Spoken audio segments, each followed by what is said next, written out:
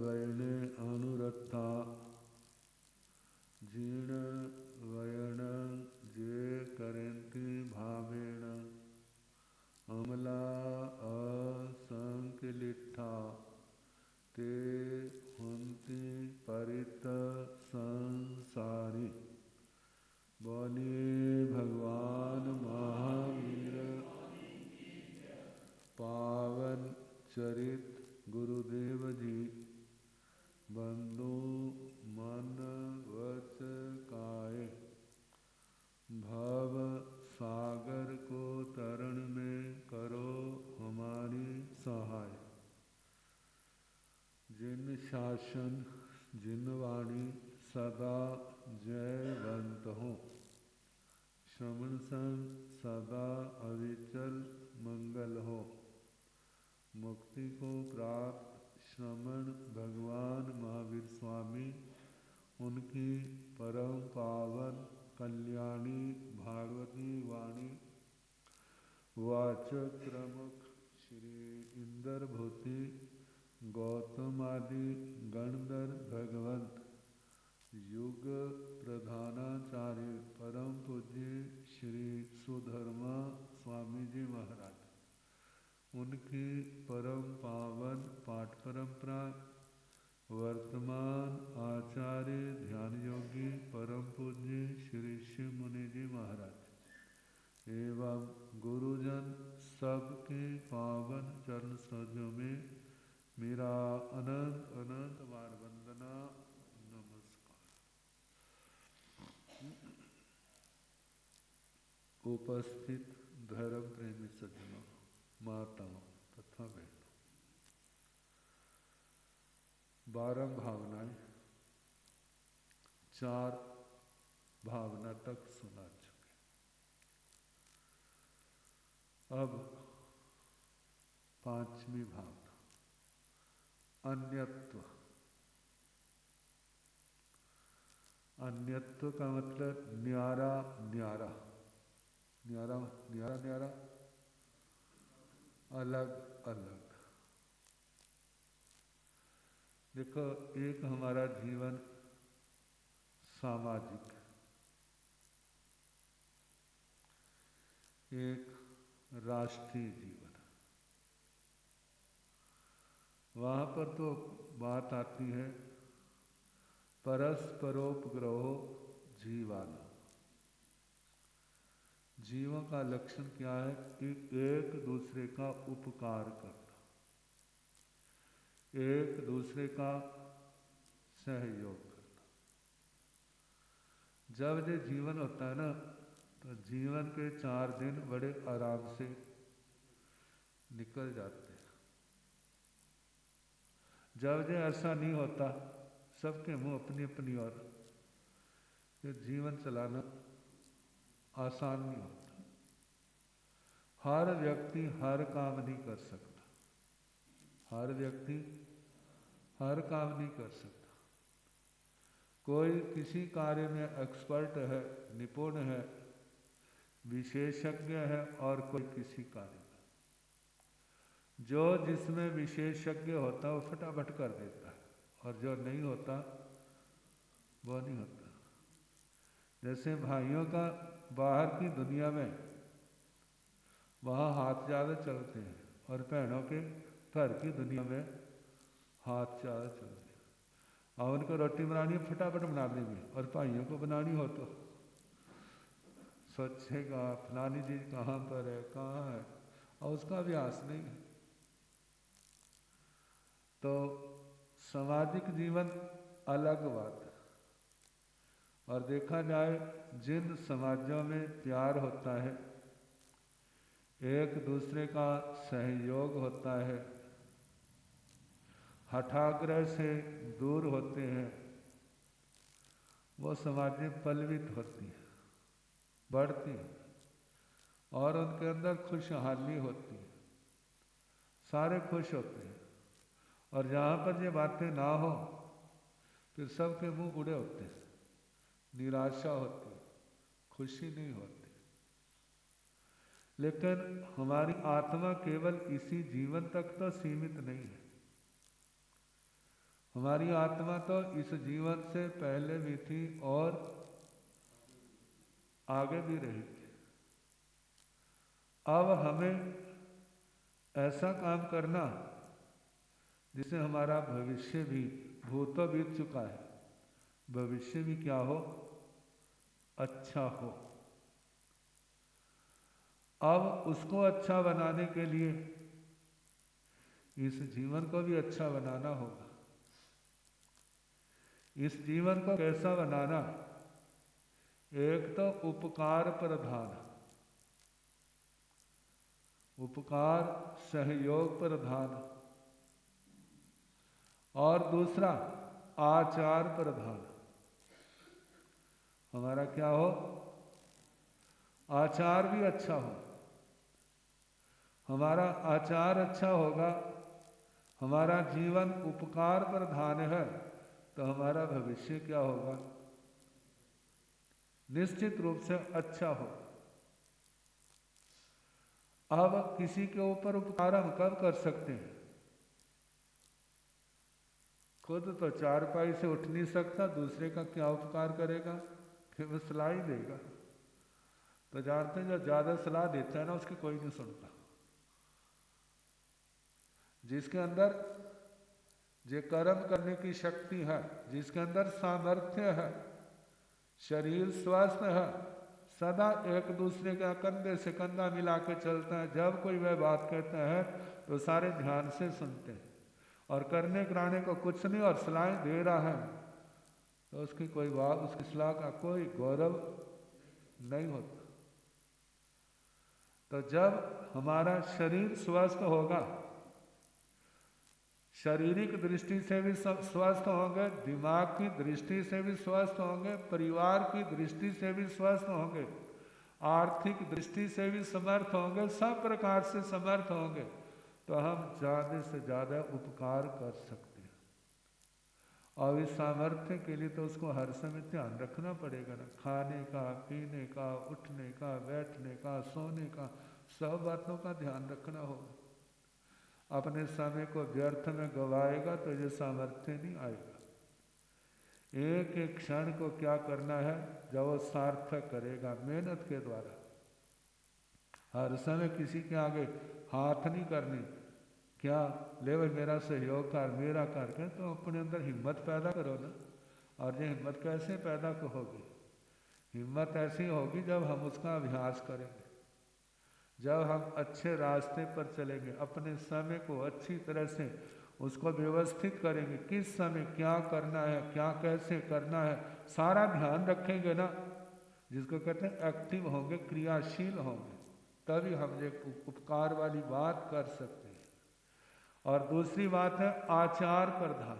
आचार प्रधान में हमारे दिल में दया भावना होनी चाहिए, क्योंकि सारे जीना चाहते हैं, सारे सुख चाहते हैं, सारे सम्मान चाहते हैं, कोई दुख नहीं चाहता, मरना नहीं चाहते, अपमान नहीं चाहते, इसलिए ऐसे काम नहीं करने जो दूसरे को अच्छे नहीं लगते। चलो, दूसरे को, अपने को अच्छे नहीं लगते, वो दूसरे के प्रति वैसा व्यवहार नहीं करना। अब इसमें सारी बातें आ जाती हैं, 18 पापों का त्याग आ जाता है, हिंसा का त्याग, झूठ का त्याग, चोरी का त्याग, कुशील व्यभिचार का त्याग, परिग्रह का, आसक्ति का त्याग, क्रोध का त्याग, अहंकार का त्याग, माया का, छल कपट का त्याग, किसी से धोखा नहीं करना, लोभ का त्याग, किसी के अधिकार को छीनना नहीं, अपने अधिकार में, अपने लाभ में, उसमें संतुष्ट रहना, जैसा भी है वैसे अपना अभ्यास डाले, आदत डाले, लेकिन छीना झपटी नहीं करनी। राग द्वेष, राग द्वेष क्या है?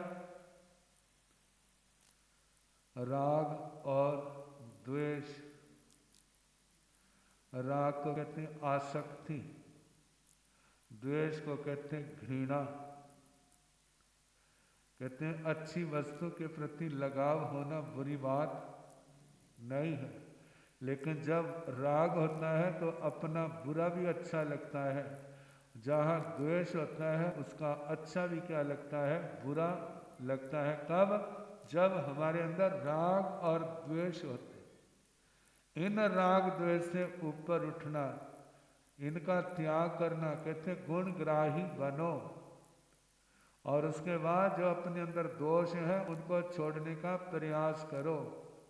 कहते हैं यदि राग के अंदर अंधे होकर के अपने दोषों को नहीं देखते हैं तो इसका नुकसान किसी और को नहीं, अपने आप को, अपने परिवार को उठाना पड़ेगा।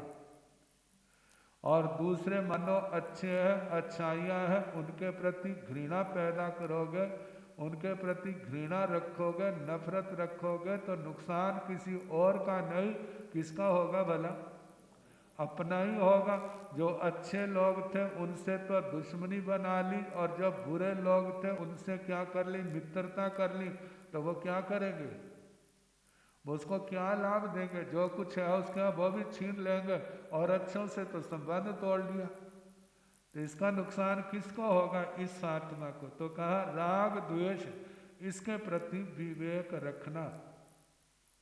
कलह, जो अपने अंदर लड़ने झगड़ने की, व्यर्थ की बहसबाजी करने की आदत है, इसका सुधार करे। जो मैंने कह दिया वही ठीक है, कहा ऐसा ना सोचो। जे कहो जो ठीक है मैं उसको अपनाने का प्रयास करूँगा। व्यर्थ की जिद नहीं करना, बहसबाजी नहीं करना। बहसबाजी से ये ना सोचें मेरा प्रभाव पड़ेगा। कहते तुम ज़्यादा बहस करने में कुशल हो ना तो क्या है, तुम दूसरे को दबा सकते हैं लेकिन दूसरे के दिल को नहीं जीत सकते। दिल कब जीता जाएगा? जब उसके हृदय को आप समझोगे और उसकी बात को सम्मान दोगे। जो उसकी अच्छी बात है उसको क्या करोगे? स्वीकार करोगे।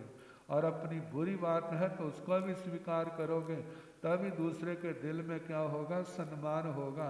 नहीं तो चाहे वो सामने ना कहे, अंदर से एक बड़ा घटिया व्यक्ति है, ये किसी काम का नहीं है, वो नकारा है, ऐसी प्रतिक्रिया उसके हृदय के अंदर होगी।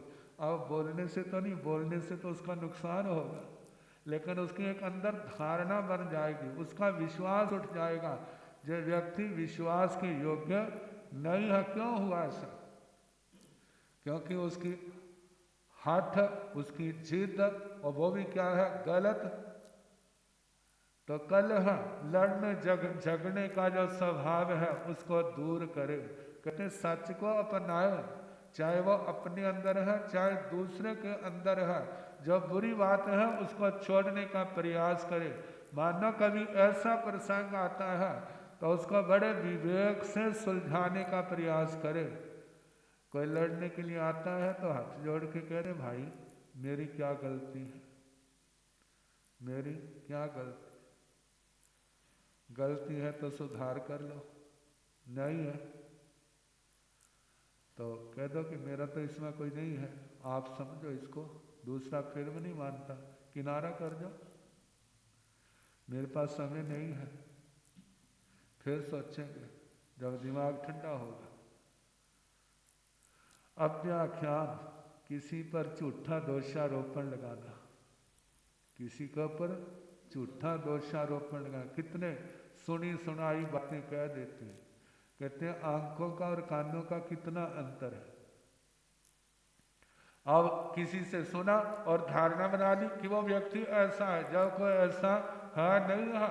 लेकिन जब उसने 10-20 लोगों से ये बात कह दी है और जब उसने सुन लिया जिसके बारे में, उसके मन में क्या प्रतिक्रिया होगी? उससे नफरत ही होगी। उसके प्रति विश्वास, उसके प्रति स्नेह, उसके प्रति लगाव वो बात नहीं होगी। तो कहा जाता है पता नहीं दूसरे ने झूठी कहा है, पता नहीं दूसरे ने कैसे कहा है, माना है भी तो भी किसी की बात किसी के आगे कहने की जरूरत नहीं है। कहोगे तो क्या होगा? अपना समय व्यर्थ, अपने कर्म बंद हो गए। कितनी बार ऐसा होता है पाप कर्म करने वाला इतना कर्म नहीं बांधता जितना उसकी चर्चा करने वाले क्या कर लेते हैं, उसकी चर्चा करने वाले बांध लेते। उसने तो एक बार किया और उसने कितनी बार चर्चा की है उसकी। कहते हैं भगवान की चर्चा करता तो कर्म कटते, धर्म की चर्चा करता तो कर्म कटते, लेकिन किसी के पाप की चर्चा करने से वहाँ कर्म थोड़े कटेंगे, वहाँ तो कर्म बंधेंगे, लेकिन व्यक्ति को बड़ा स्वाद आता है।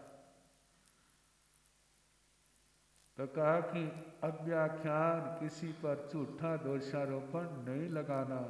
कहते लगाओगे ना तो आने वाले समय में वैसा ही वातावरण बन जाएगा, तुम सच्चे होगे लेकिन आपके ऊपर झूठा दोषारोपण लग जाएगा।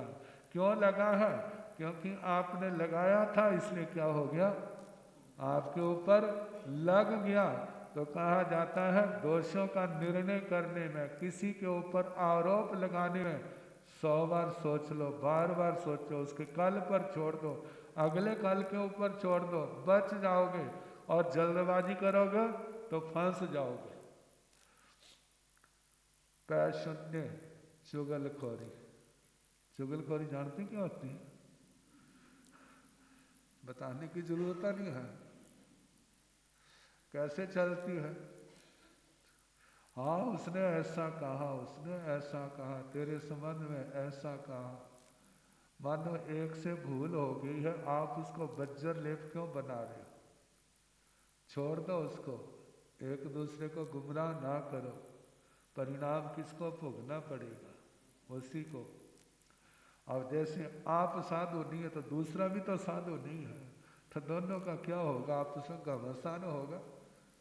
वहाँ पर रौद्र ध्यान आएगा, आरत ध्यान आएगा, कर्मों का बंद होगा, परिणाम क्या निकलेगा? तो भगवान कहते हैं इन सब बातों को समझो। भगवान ने जो सारा बातें बताई ताकि आपका भविष्य क्या हो, आपका भविष्य अंधकारपूर्ण कैसे बनता है। इन 18 पापों का सेवन करने से ही तो जीव का भविष्य अंधकारपूर्ण बनता है, और जो इनका त्याग करता है उनका भविष्य प्रकाशपूर्ण बनता है। वहाँ पर सब प्रकार से आनंद ही आनंद होगा। तो चुगलखोरी, इसमें कंट्रोल करना, ऐसा नहीं करना। फिर उसके बाद है पर परिवार। कहते हैं दुनिया में सबसे ज्यादा मीठी चीज क्या है? सबसे ज्यादा मीठी चीज और सबसे ज्यादा ताकतवर चीज क्या है? सबसे ज्यादा ताकतवर चीज जो ना, बड़ा ताकत आ जाती है जिसको लेने के बाद। एक बार किसी भाई का ना चौबिहारी तेला था, उसके मुंह से बात निकली थे, तो बात चल पड़ी। चलते चलते बैठे थे, कहते महाराज देखो मैं तेला भी भूल गया हूं, क्या करके? इन बातों में कितना रस आ रहा है, क्या मिलेगा हमारे को? मैंने कहा निंदा में रस होता है। किसकी? दूसरे की बुराई सुनने में, अपनी बुराई सुनने में रस नहीं होता। और मानो किसी की अठाई है ना, बस सोचता कब सूरज निकलेगा, कब नवकारसी आएगी, कब पोरसी आएगी, मैं क्या करूँगा। अब रात को पसलियाँ क्या करवटें बदलना है, नींद नहीं आ रही। और उस समय टानिक देना हो ना, उसके पास पहुँच जाओ, उसके पड़ोसी की बातें शुरू कर दो, 2-4 इकट्ठे करके ना सुनाने लग जाओ। उसके अंदर कहाँ से ताकत आ जाएगी भला? जब बैठ नहीं ना सकता, करवटें बदला, उठ के बैठ जाए, कहते अच्छा क्या हुआ फिर, आगे क्या हुआ? अब वो सुना रहे और बड़े ध्यान से सुनना है, और उसको 8 दिन हो गए खाए पिए को, बहुत याद नहीं रहेगा। इतनी ताकत आ जाए, हो सकता पैर पोरसी भी आ जाए। जैसे समायके करते हैं ना, 5-10 बहना बैठी हो, 8-10 भाई बैठे हों और आपस में बातचीत करते हैं ना, समय कब आगे पता चलता है भला? क्यों नहीं चलता? क्योंकि ध्यानुसार लगा हुआ है, समय की और नहीं। लेकिन जिस समय समय के अंदर पाठ में, स्वाध्याय में, जप में, धर्म कथा सुनने में ध्यान लग जाता है तो फिर भी पता नहीं चलता। लेकिन देखने वाली बात है कि एकाग्रता कहाँ पर अच्छी है। धर्म के स्थान पर लगे तो वो अच्छी है, पाप में एकाग्रता अच्छी नहीं है। तो पर परिवार, दूसरे की निंदा, एक होती अपनी निंदा, एक होती दूसरे की निंदा। अपनी निंदा तो तपस्या का अंग है, अपनी निंदा करना और अपनी निंदा सुनना ये तप का अंग है। और दूसरे की निंदा सुनना और दूसरे की निंदा करना ये तप का अंग नहीं है, ये पाप का अंग है। स्वाद कौन सा लगता है भला? स्वाद तो दूसरे की निंदा अच्छी लगती है, अपनी निंदा अच्छी थोड़ी लगती है। बात करें चुप कर चुप कर, इसके बारे में कोई इस अध्याय को खोलने की जरूरत नहीं है। कहते अपना अध्याय खोलोगे उसको हवा लगेगी, जब हवा लगेगी लोगों की धारणाएं बदलेगी और आपका असली स्वरूप सामने आएगा। आप उसका सुधार करोगे तो आपका नया निर्माण शुरू होगा। वो जो आपकी पहचान होगी उसके बाद की वो पहचान आपकी सच्ची होगी। और ये पहचान तो केवल ऊपर से बनाई हुई है, अंदर तो हृदय कालक से भरा पड़ा है और ऊपर से बड़ा अच्छा भेष पहना हुआ है। लोग कहते हैं बहुत अच्छा है बहुत अच्छा है। तो अगली गति का बंध, अगली आयु का बंध क्या बाहर के लिबास से होगा या अंदर से होगा? हमारा अंदर का क्या है? कहते हैं व्यक्ति तो बड़ा अच्छा था, उसकी दुर्गति कैसे होगी? कहते हैं इसलिए दुर्गति हुई, बाहर से अच्छा था, अंदर उसका मन जो था वो अच्छा नहीं था। कहते हैं जबान को सुधारना आसान है, शरीर के क्रियाकलापों को सुधारना आसान है, लेकिन मन को सुधारना आसान नहीं है। जिसने मन को सुधार लिया उसने अपना सब कुछ सुधार लिया। इस बात को लेकर के संसार में जो बात चली, मन जीते जग जीत। जिसने मन को जीत लिया उसने संसार को जीत लिया, और जो मन से हार गया वो संसार से हार गया। और इसके आगे और भी है, रति रति माया मृषा मिथ्या दर्शन शल्य।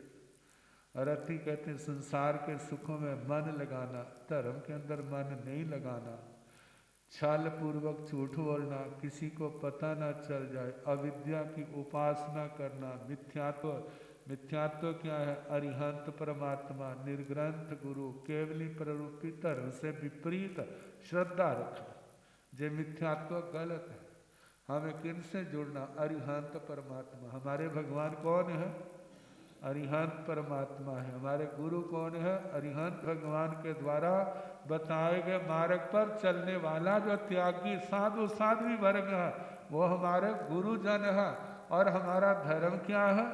जो उनका उपदेश है, पापमय जीवन को छोड़ दो, संयममय जीवन को अपनाओ, तपस्या करो जिससे तुम्हारे जन्म जन्म के पाप कर्म क्या हो जाए? हल्के हो जाए, आत्मा निर्मल हो जाए। जे हमारा धर्म। तो 18 पापों का त्याग करना, जब पाप त्याग करेंगे तो धर्म अपने आप क्या होगा? हमारी आत्मा के अंदर प्रकट हो जाएगा। समय हो गया, बाकी कल जैसे समय होगा सुना।